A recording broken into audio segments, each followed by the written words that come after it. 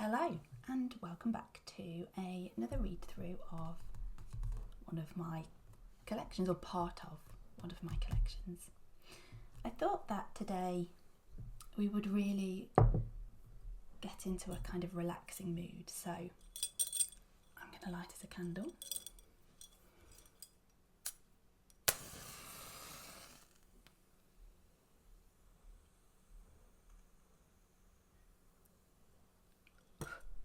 So that we can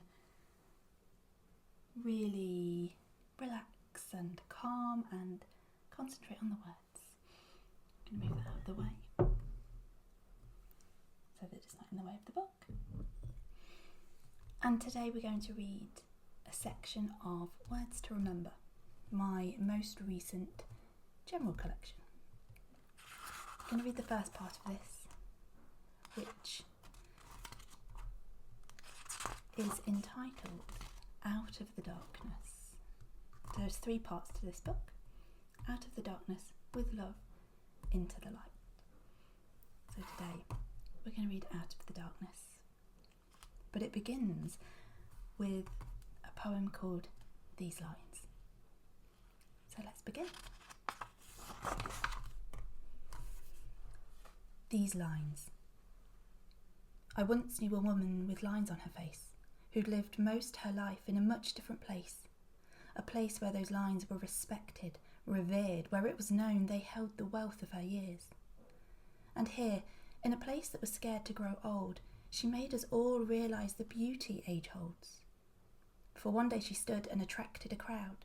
She started to speak as we all gathered round, and we hung on each word. We were all mesmerised, for her voice was so powerful, knowing and wise.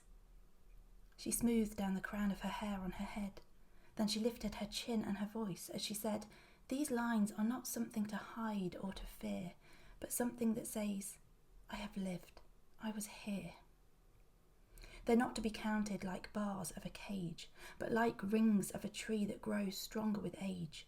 Grounded and grand, persevering and proud, I've earned every stripe, so I'll wear them out loud. And though you might think I'd look better with none, just wait till you learn how I earned every one. Because I'm much more than the way that I look, and these lines on my face are like lines from a book that holds all the tales of the things gone before me. So come, take a seat, and I'll tell you my story."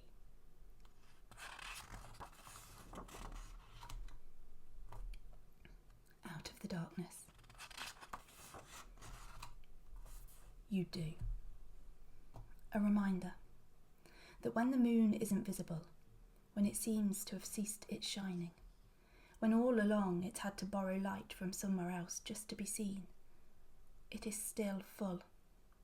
It still moves entire tides, controls whole oceans and stabilises our climates. So even when you feel invisible, like you can't find your light, or like you don't make a difference, trust me, you do. You really, truly do.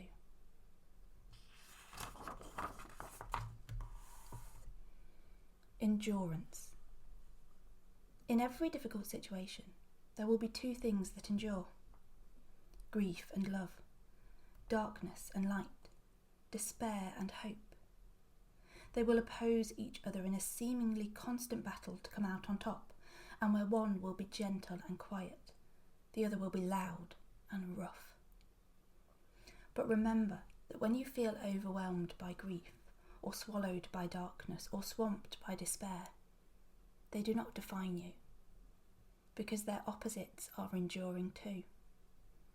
The love is persevering, the light is growing, and the hope is holding on. No, you are not the darkness and despair that threaten to break you. You are the love and the light and the hope. And just as the spring returns after winter and the night gives way to day, you can rest, you can rise, and you can shine again. And you will, in your own time. Yes, you will endure, and you will make it through.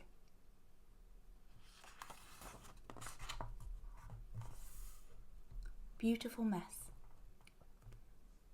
I see beauty in a field of wildflowers, and in the nest a bird makes. I find beauty in thunderstorms and in the marks a toddler makes when they scribble on a piece of paper.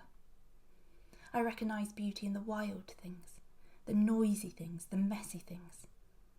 So even if you feel like you're a bit of a mess right now, I promise you that you are no less beautiful because of it. You simply have to find the ones who see you.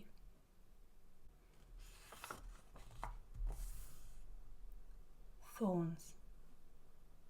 Often we're told that the difficult times come to test us and challenge our strength, as if the rain comes so we learn how to swim when we find ourselves out of our depth, as if perhaps darkness is heavy and hollow so we learn to breathe through the night, where even the shadows have stories to tell about seeking and finding the light.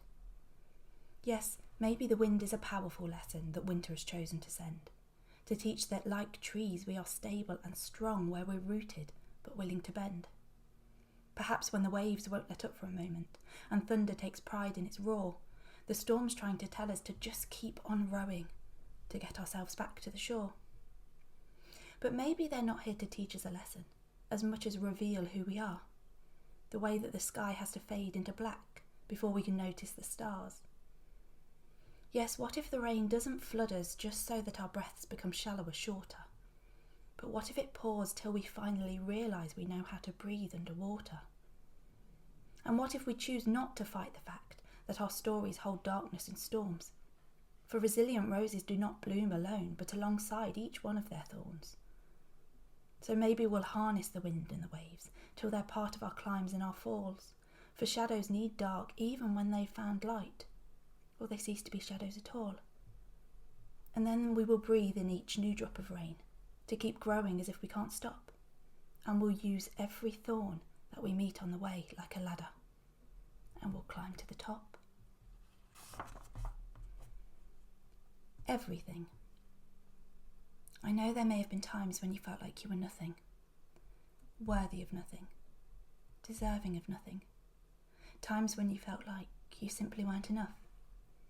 But if you ever feel like that again, please remember that you are made of water, just like the rainfall and rivers. You are formed from the same things as diamonds and deserts. Your bones are built like coral reef and your heart is forged of stardust. Your lungs are shaped like the branches of a tree and your veins run through your body like those on a leaf. You are made of the air you breathe, and you breathe the air you are made of. You are found in mountains and oceans and forests, in the light of the day and the dark of the night. You are the world in motion. So how could you ever be nothing? How could you ever have been anything less than enough, when all along, in every single moment, you have been everything? You are everything.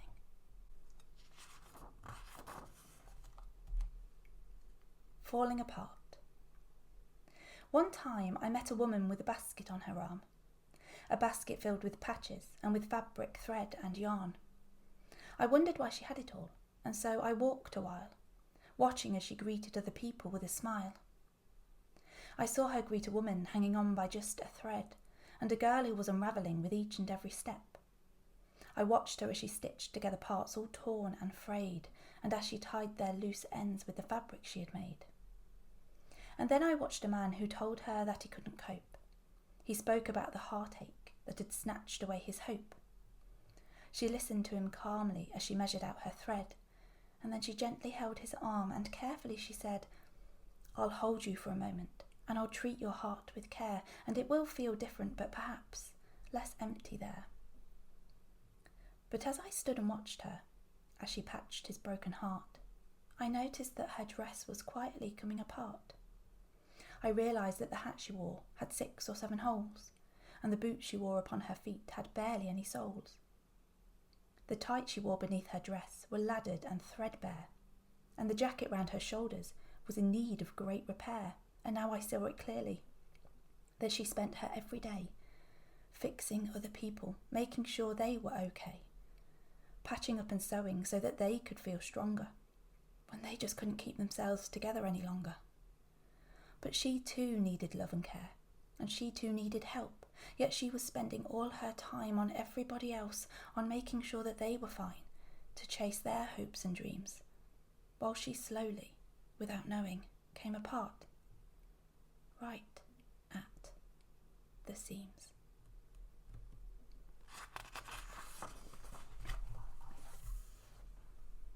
I see you.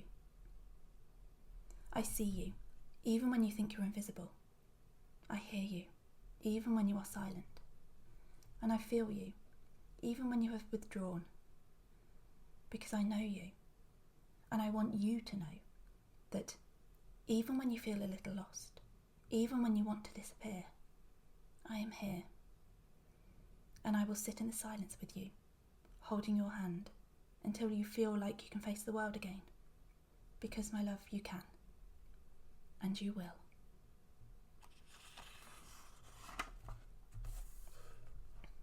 Stop saying sorry. Please stop saying sorry for the way your hair looks when you take off your hat, for the way your body looks in that outfit, and for the way you use your hands a lot when you talk.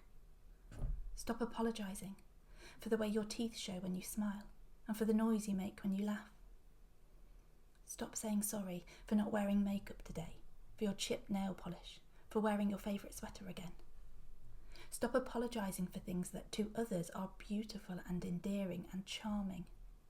Stop making them doubt something when they know it to be true, because they see it and hear it and feel it. Please stop hating on the things they love most about you, and stop undermining their opinion of you. Stop making them second guess your beauty. But most of all, please stop second guessing it yourself. To catch a star. She stares into the mirror, and the person that she sees looks a lot like her, so many similarities. Her hair is sleek and styled, and the makeup on her face is bold and bright and beautiful, and flawlessly in place. The gown she wears is golden, and each night when she performs, she hears the cheers of those who watch and knows she is adored. But every night upon her stage, there is a star she sees, a star she's always chasing, knowing it can set her free. It burns with golden beauty, bold and bright against the dark, and she wishes that her inner light could shine just like that star. You see, she has a secret. She is living in a cage, trapped behind the roles she's learnt to play upon her stage.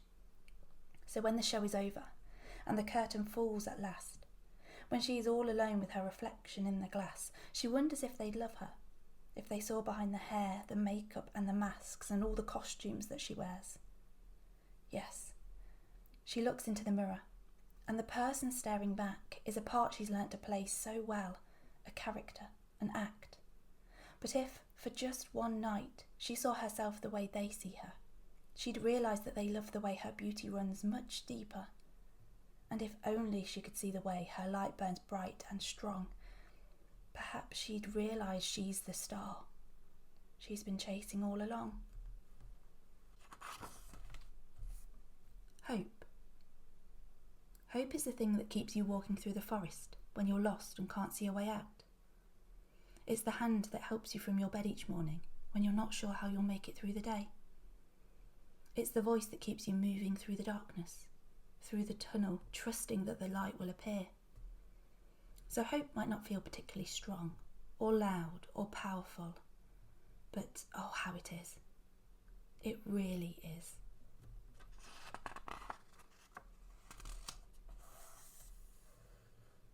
Constellations. I know when you look to the night sky that you marvel at all of the stars, at the way that they shine, joined by indistinct lines that make constellations in the dark.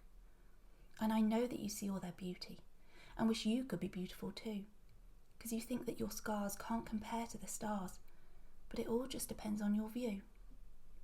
For if you look up at sunset, you'll see orange and red fill the skies, but know that the sun sees what you've overcome, and you've taught her that she can still rise. And if you watch the sky when it's cloudy, understand that it watches you too, and as the sun's rays gently lower their gaze, they will learn what it means to break through. Because your scars might be cracks where you've broken, but they're not something you have to hide, for these wounds that you carry are each one a tally of all of the times you survived. And though hurting and healing aren't pretty, let's not glorify heartache and pain. Please trust that you might just be shedding some light for those wrapped up in darkness and shame. Because when we share how we have struggled, it is like we are holding a sign, saying, "You're not alone. You are not on your own, because your story shares chapters with mine."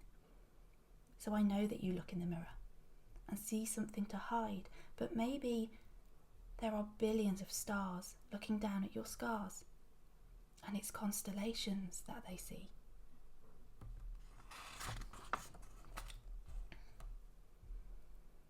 Looking for good. For a long time, I was led to believe that looking for the good in everything was a weakness, that it was naive and foolish to build up a world that would try to tear me down. But to look for good, to be determined to find it, to believe that it exists in a world that has proven it is capable of harbouring the complete opposite, I don't think that's weakness, and I don't think it's naive. I think that's hope. I think it's faith. To rise from the dark, to stand before something that has tried to bury you and to say, "I am still full of light." I think that's strength. Those who look for the good and assume the best are not doing so because they think the world is always bright and sunny and gentle. They're doing it because if nobody looked for the light, if no one searched for the soft edges or sought out the warmth, then the world would be perpetually cold and dark and rough. And they know that the world deserves better than that. But mostly they're doing it because they know that if you don't look for something, if you assume that it just cannot be found, then there's a very good chance that you'll never find it. And they know it's there, the good, the light, the warmth, and they're determined to find it, even if it means becoming it themselves.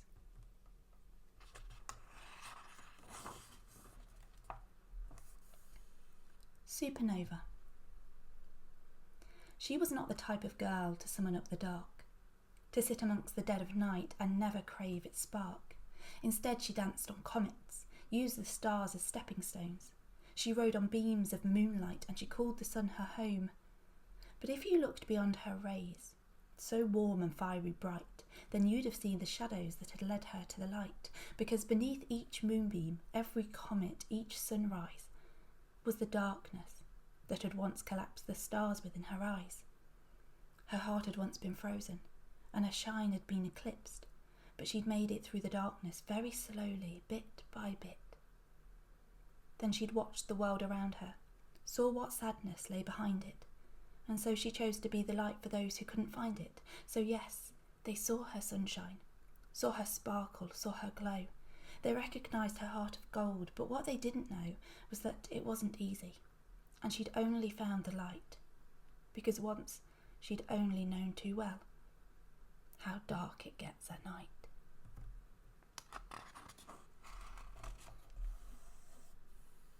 Layers. It's easy to get caught up in life, to get ravelled up in the loud expectations of how you should act, what you should want and who you should be. And before you know it, it's as if you're in the middle of a huge ball of wool, surrounded by layer upon layer of noise. Noise that is not yours. A voice that is not yours. We often talk about self-discovery, but I actually think it is more like self-uncovery. You need to uncover the person who has always been there, right at the centre, right at the core of that ball of wool, before you got so tied up in what everyone else thought you should be. So it's okay to unravel sometimes, to start peeling back those layers of noise that have surrounded you for so long. And when you're done, listen carefully. You will hear something you probably haven't heard for a long time, a familiar noise, but one that you cannot place. That's the sound of you. You, without the expectations of every could be, would be, should be that's ever been handed to you.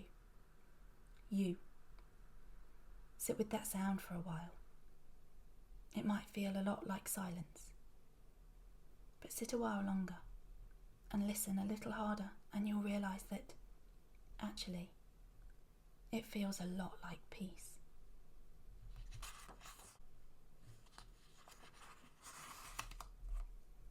I miss you. I miss you, I said. I said it out loud. I said it so everyone heard. and then I did everything it took not to miss you anymore. I found you again. I listened for your voice amongst the noise of a wild and messy world. I fought my way back through the forest of tangled assumptions that had wrapped themselves around you. I sat with you a while, and I let you be yourself without expectation. And I found you. I remembered who you really were. And as I sat with you, I also found promise and purpose and possibility. I miss you, I'd said. And it was the last time I ever had to say that to myself.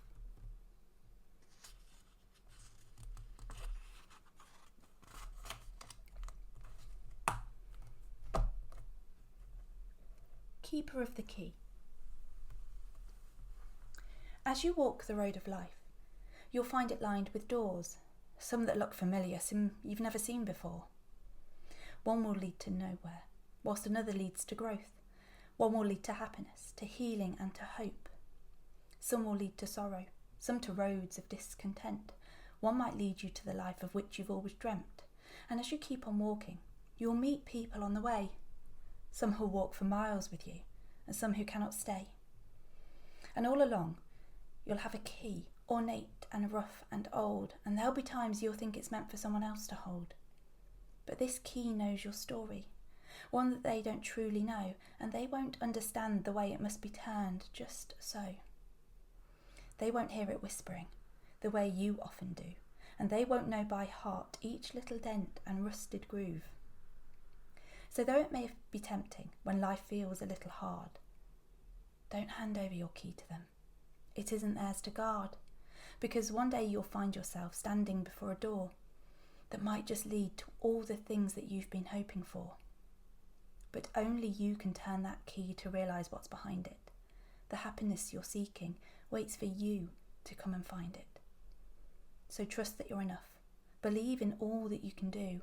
Remember, you have everything you need inside of you. And when you reach that door to happiness, you can unlock it, just as long as you don't put the key in someone else's pocket.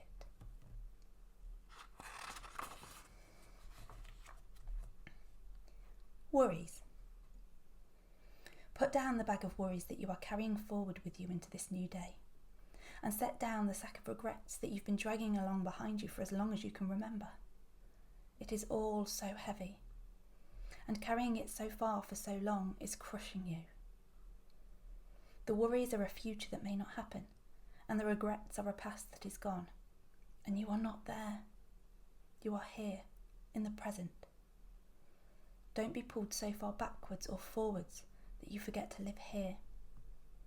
Don't be kept so paralysed by fear of the future and pieces of the past that you avoid the now. So even if it's only for a short while, even if it's only for a moment, put it down. Put it all down.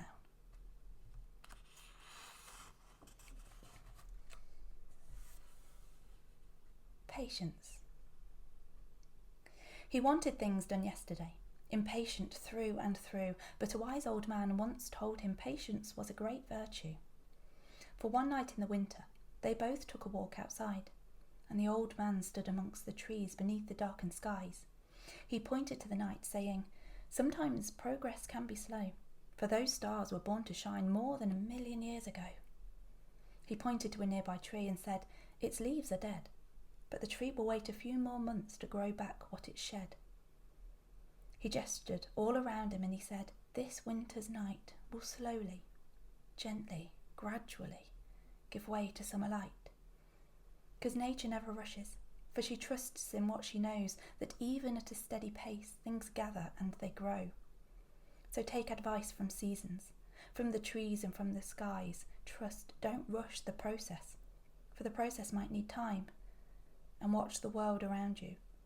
Learn that patience can be power, and that not all in life must happen at 1,000,000 miles an hour." Dust. She carries mountains on her shoulders, but one day she will realise she can break the mountains into tiny rocks and crush them into sand.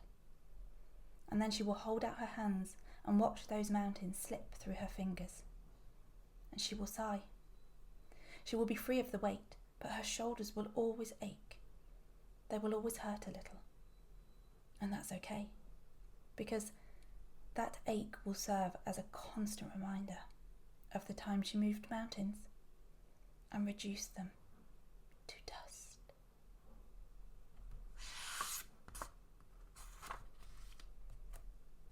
Fall. Here come autumn leaves, in yellows, oranges and reds, echoing the colours that the sun paints as she sets. A beautiful kaleidoscope of amber, russet, gold, gently letting go as autumn ushers in the cold. And maybe there's a lesson that the leaves can teach us all, that clinging on can hurt as much as letting ourselves fall. Kaleidoscopes keep changing, and a sunset's not the end, and it will not be long before the leaves are seen again, because all the world's in balance, and our lives are like the tides, always ebbing, flowing, where we fall so we can rise, building to crescendos that are balanced by a lull, because never knowing empty means not recognising full. So watch the autumn leaves as they are loosening their hold. Take a leaf out of the book of amber, russet, gold, because if we want the springtime, if we want to rise and grow, sometimes we have to recognise that first we must let go.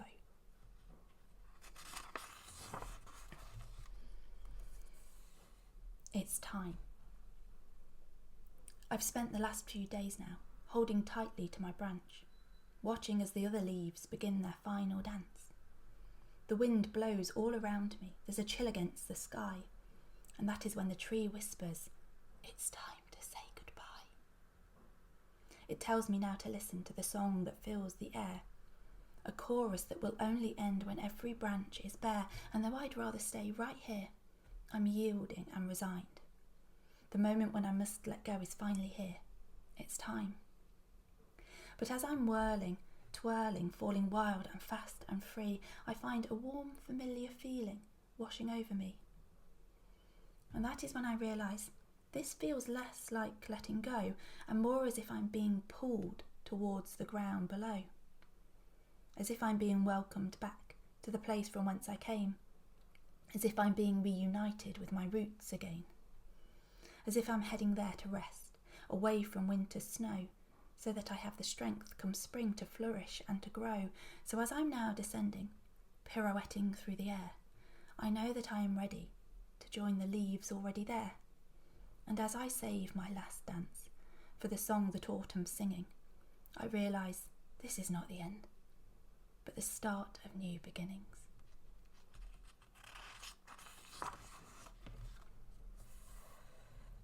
Flying free. I found a piece of paper once, all blank, devoid of words, so on it I wrote worries that I'd left unsaid, unheard. And then I started folding it, to keep my thoughts contained, until I found I'd made myself a paper aeroplane. It held my inky troubles on its dainty paper wings, and without really thinking then, I threw it to the wind. I watched it sail skyward, carving paths against the clouds, spiralling in loop-the-loops and spinning round and round, dancing in the distance with the worries in my mind, which then were slowly scattered in the contrails left behind. But that was when I noticed that my plane was losing speed, and it did not take long before it landed at my feet. I opened up the paper, and my words were disappearing, and as I looked up to the sky, the contrails too were clearing. And from this new perspective, with my thoughts up in the air, I watched as my blues melted into all the blue up there. And suddenly I found that it was easier to breathe, for my troubles felt much lighter, now that I had set them free.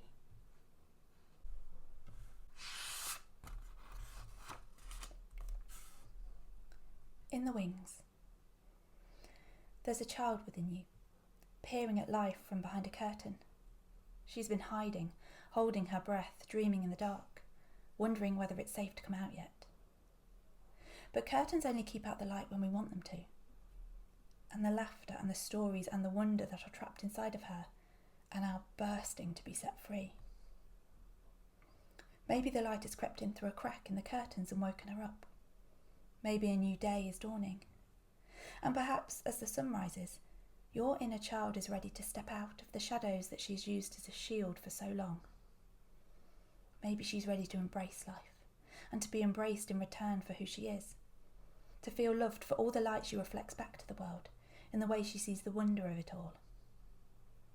There is a child within you, one that you have been scared to set free for too long now, one that has waited in the dark for long enough.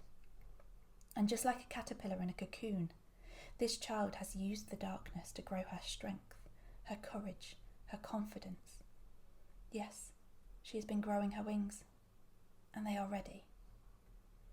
Maybe it's time to open the curtains, welcome her into the light, and watch her